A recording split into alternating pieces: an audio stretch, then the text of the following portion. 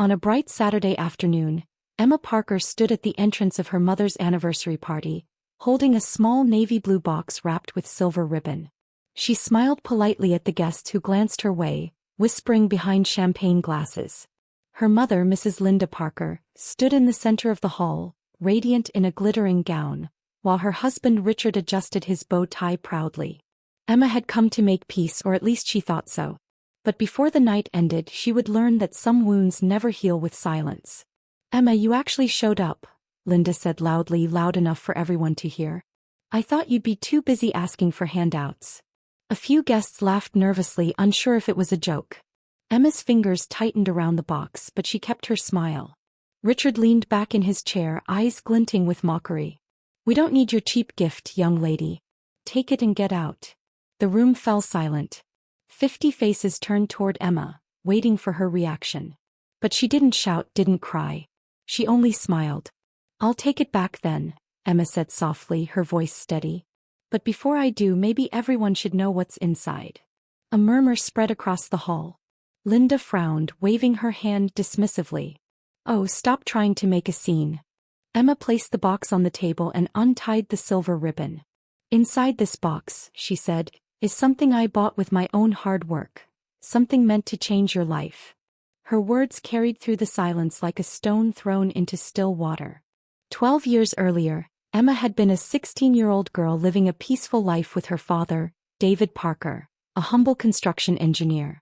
He wasn't rich, but he was kind, reliable, and loved his family deeply. Every birthday he made pancakes from scratch. Every evening he kissed her forehead and said, "Keep dreaming big, kiddo." But one Tuesday morning he left for a work trip and never came back. A sleepy truck driver ended his life instantly. People said he didn't suffer, as if that could comfort a heartbroken daughter.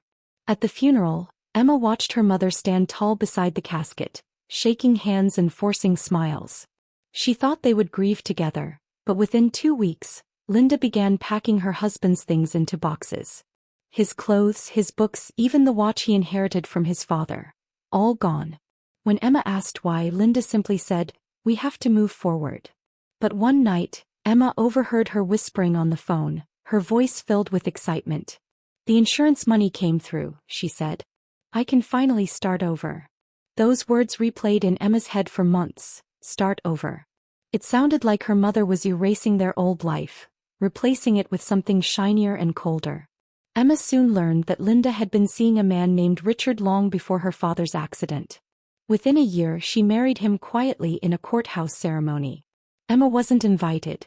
"It was just a small thing," Linda said afterward. The new house in New Jersey looked perfect from the outside. A big lawn, white fence, expensive cars. Inside, Emma felt like a guest in her own life. Richard's son, Derek, was 20, spoiled and smug. He had the master guest room with his own bathroom and a brand new BMW parked in the driveway. Emma got a narrow room that used to be a storage closet with one tiny window that barely opened. Richard made it clear who mattered. "This house rewards hard work, not freeloaders," he told her the first week she moved in. Emma stared at her hands and said nothing. Linda just nodded along. It was the first time Emma realized she was on her own. By the time college applications came around, Emma had already accepted that her stepfather's kindness came with conditions. "Mom, I got into Ridgeview University," she said one night. "They offered me a partial scholarship, but I still need about $8,000 more each year." Linda didn't even look up from her magazine. "The insurance money is for this family, Emma. Derek needs it for his studies abroad." Richard added without glancing up, "You want college? Get a scholarship. This house doesn't fund charity." Emma nodded quietly, but inside, something hardened. The next few months were survival. Emma took part-time jobs at the mall, tutoring younger kids, saving every dollar she could. But it was never enough. She turned 18 3 weeks before graduation, the same day Richard reminded her, "You'll be moving out after your birthday, right?" Linda said nothing, pretending not to hear. That night, Emma lay awake in that tiny room, staring at the cracked ceiling, wondering how to build a future with nothing. Then her phone buzzed with a call from an unknown number. "Thea, sorry, Emma Parker?" a woman's voice asked. "This is your Aunt Patricia, your father's sister." Emma sat up straight. She hadn't heard that name in years. Her mother had cut ties with her father's family right after remarrying. "I know your mother won't like this call," Patricia said gently, "but there's something your dad left for you. Something important." Emma's throat tightened. "What do you mean?" Patricia paused, her tone full of quiet urgency. "Your father made sure you'd never be completely alone. Can you come to Boston this weekend?" Emma told her mother she was going to a classmate's house for a study weekend. Instead, she packed a small bag and boarded a bus to Boston. The 6-hour ride felt like a journey into another lifetime. Aunt Patricia was waiting at the station, waving with both hands. She looked so much like Emma's dad that Emma's heart clenched. "You look just like him," Patricia said, hugging her tight. For the first time in years, Emma felt warmth that wasn't forced. "Come," Patricia said softly. "There's something you need to see." Patricia's apartment was small but cozy. Books everywhere, the scent of cinnamon tea filling the air. Old photographs of Emma's father covered one wall. His graduation, wedding, and a candid shot of him holding baby Emma. Patricia took Emma's hands. "Your father worried a lot," she began. "Not about himself but about you. He saw how your mom spent money and feared you'd be left with nothing if something happened to him." Emma frowned, confused. "So he did something about it," Patricia continued. "He made sure you'd be protected." Patricia went to her closet and returned with a small wooden box. It looked old, polished, and important. "He gave this to me years ago," she said. "He told me to keep it safe and only give it to you when you truly needed it." Emma's hands trembled as she opened it. Inside was a bank passbook with her name printed clearly, Emma Grace Parker. She flipped through the pages. The balance on the last line made her gasp. $47,000. Patricia smiled gently. "He saved for you every month since you were 3. Beneath the passbook was an envelope, yellowed with age, sealed carefully. Emma recognized the handwriting instantly. It was her father's. Her fingers shook as she opened it. "My dearest Emma," it began, "if you're reading this, it means I can't be there to protect you. But know that I never stopped trying." She blinked through tears as she read his words. "This money is yours. Use it to build the life you deserve. Never let anyone tell you that you're not enough. I believe in you." By the end, Emma couldn't stop crying. Patricia hugged her tightly. "He always knew you'd do great things," she whispered. "He just wanted to make sure you had a chance." Emma stayed the weekend, learning stories about her dad she had never heard before. How he used to sing while cooking breakfast, how he worked double shifts to buy her first bicycle. When she finally boarded the bus back to New Jersey, she wasn't the same girl. She carried a box that held more than money. It held proof that someone had believed in her all along. When Emma walked through the front door, her mother was waiting, arms folded. "Where were you really?" Linda asked. "I told you, a study group." Linda's eyes narrowed. "Mrs. Patterson called." "There was no study group." Emma set down her bag calmly. "I went to see Aunt Patricia." For a moment, Linda's expression cracked. Fear, maybe guilt, but then she hardened again. "I told you not to talk to that woman." Emma's voice stayed steady. "You told me. You didn't ask me." From the kitchen, Richard's deep voice boomed. "This house has rules." Richard stepped closer, towering over Emma. "You live under my roof, you follow my rules," he said sharply. "We don't associate with people who insult this family." Emma looked him dead in the eye. "They're my family too, my dad's family." His jaw tightened. "Your father's dead." Linda said nothing, her silence cutting deeper than his words. Richard leaned closer. "After graduation you're out. No arguments." Emma lifted her chin. "Don't worry," she said. "I already have a plan." Then she walked past them both without looking back. Graduation day came bright and warm. Families gathered with flowers and cameras. Emma walked across the stage alone. There was no one in the audience cheering her name. Her mother and stepfather were busy buying Derek another car for his first year at college. When the ceremony ended, Emma walked straight home, packed her clothes into 2 small suitcases, and left a note on the kitchen counter. "Thank you for teaching me exactly who I can depend on." Then she closed the door for the last time and never looked back. Emma took a bus to New York City, where Patricia had helped her rent a tiny studio near the college. The room was barely bigger than her old closet, but it was hers. That first night she lay on a bare mattress, staring at the ceiling as city lights danced across her walls. Freedom felt both terrifying and beautiful. She had no parents to lean on, but she had something stronger: determination. She promised herself that no matter how hard things got, she would never let Linda or Richard be right about her. The years that followed were brutal but transforming. Emma juggled college and 3 jobs: waitressing, tutoring, and helping an interior design professor organize client files. She learned to survive on instant noodles and free coffee refills. But slowly her talent started to show. Her designs caught her professor's attention. "You've got an eye for space," he told her. "People pay a lot for that." By her senior year, Emma's name had started circulating among local clients. She was no longer the forgotten daughter. She was becoming someone her father would be proud of. After graduation, Emma landed a junior designer position at a small Manhattan firm. The pay wasn't great, but the experience was priceless. She spent nights sketching, weekends measuring rooms, and mornings presenting ideas to clients twice her age. Her creativity and discipline stood out quickly. By 25, she had risen to lead designer. Her projects featured in home magazines and blogs. People started asking for her by name. But Emma stayed quiet about her success. She didn't want her mother to find her. Not yet, not ever. Then came Marcus, a soft-spoken architect she met at a design networking event. He admired her focus and the quiet fire behind her calm smile. "You design like someone who's rebuilding something that was taken away," he told her once. Emma laughed, surprised by how close he was to the truth.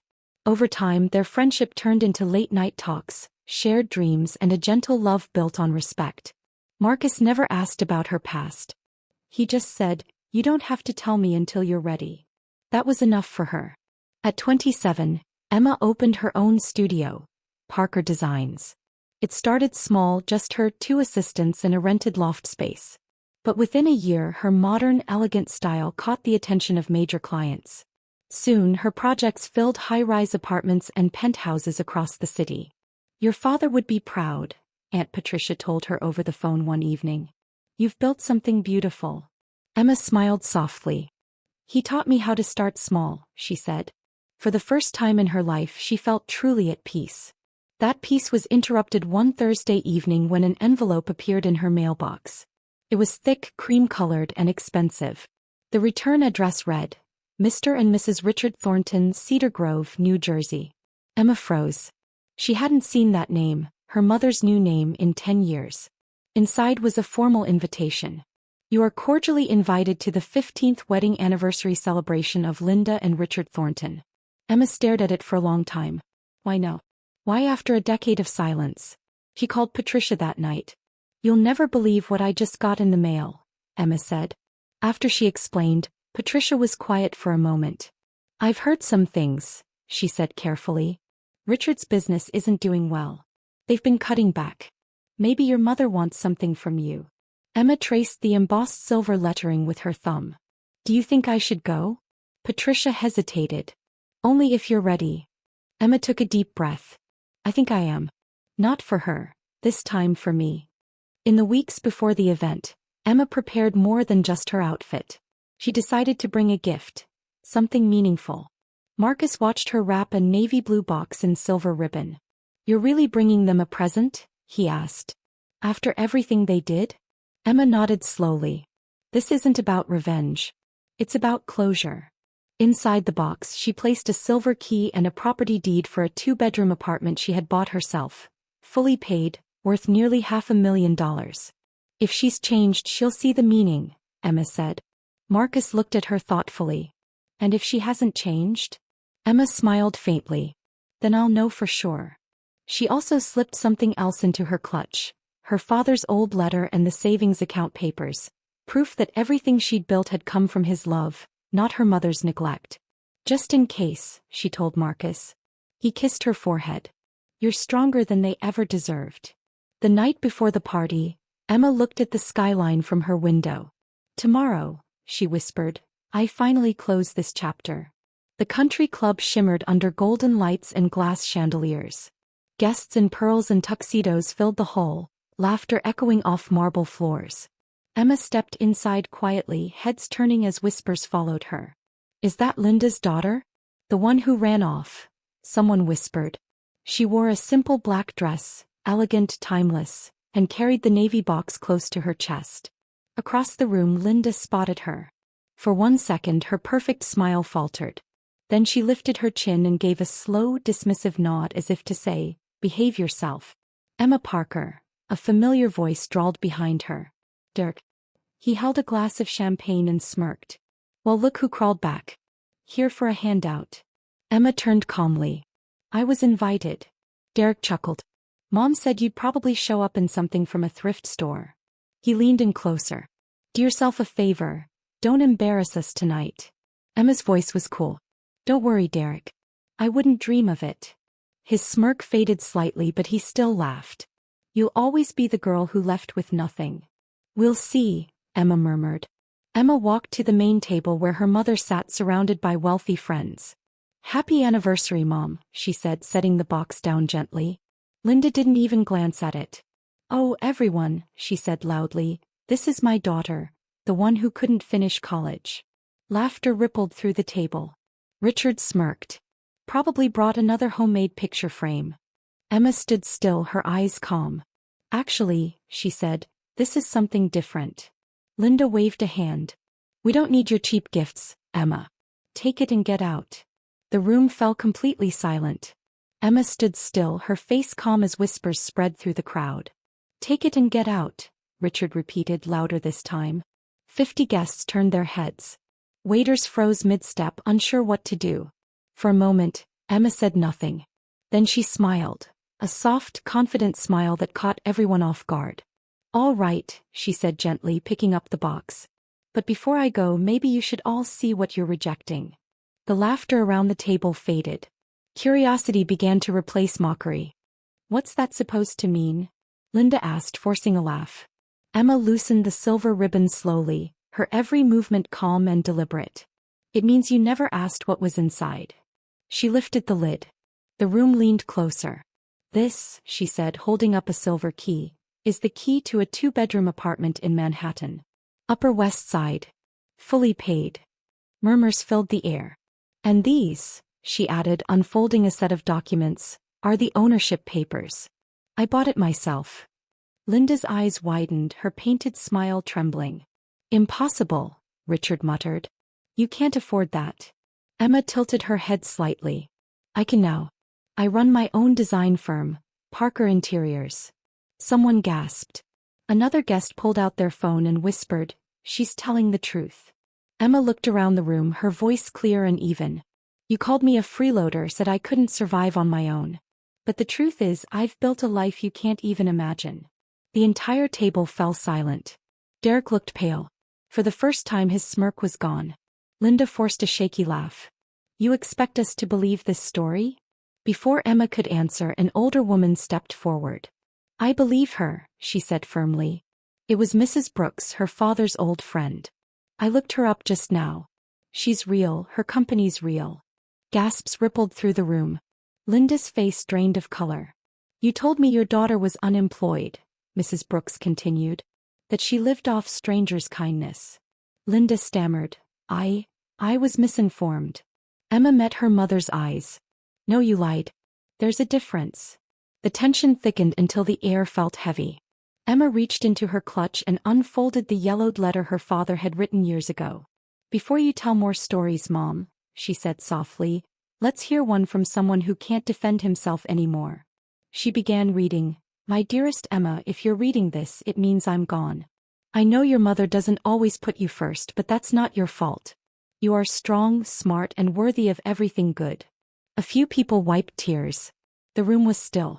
Emma folded the letter slowly. "My father left me this money. He trusted Aunt Patricia to protect it, because he knew you wouldn't." Linda's hands trembled. "That's not true," she said weakly. "You spent the insurance money," Emma said, voice low.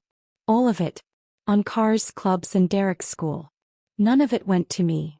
Linda turned toward the crowd, desperate. "She's twisting everything." But no one looked convinced. Richard's jaw clenched. Derek stared at the floor. The truth hung heavy, undeniable, and public. Suddenly Linda's tone shifted. Tears filled her eyes. Real or rehearsed, no one could tell.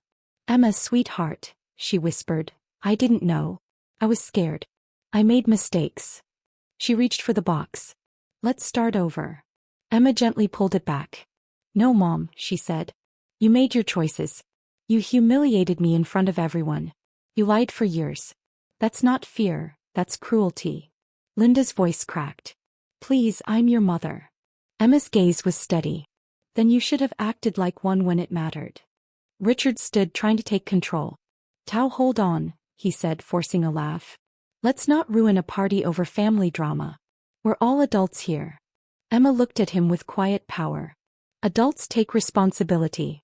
You called me a freeloader. You told me I'd never survive. But here I am. She turned toward the guests. This gift was meant for forgiveness. But forgiveness can't live where lies still breathe. She closed the box carefully. So no, I'm not giving it to you. Every eye followed her as she turned toward the door. Linda's voice cracked. Emma, please, she cried. You can't walk away. Not after this. Emma paused at the doorway, glancing back. I already did 12 years ago, she said. You just didn't notice. The hall was silent except for her footsteps. Some guests nodded quietly, others whispered in awe. When she stepped outside, the cool October air hit her face like freedom. Marcus was waiting by the car. You did it, he said softly. Emma smiled, feeling lighter than she had in years. No, she whispered. I let go. That night, Emma ignored every call that came in, her mother, Richard, even Derek. Each voicemail sounded more desperate than the last.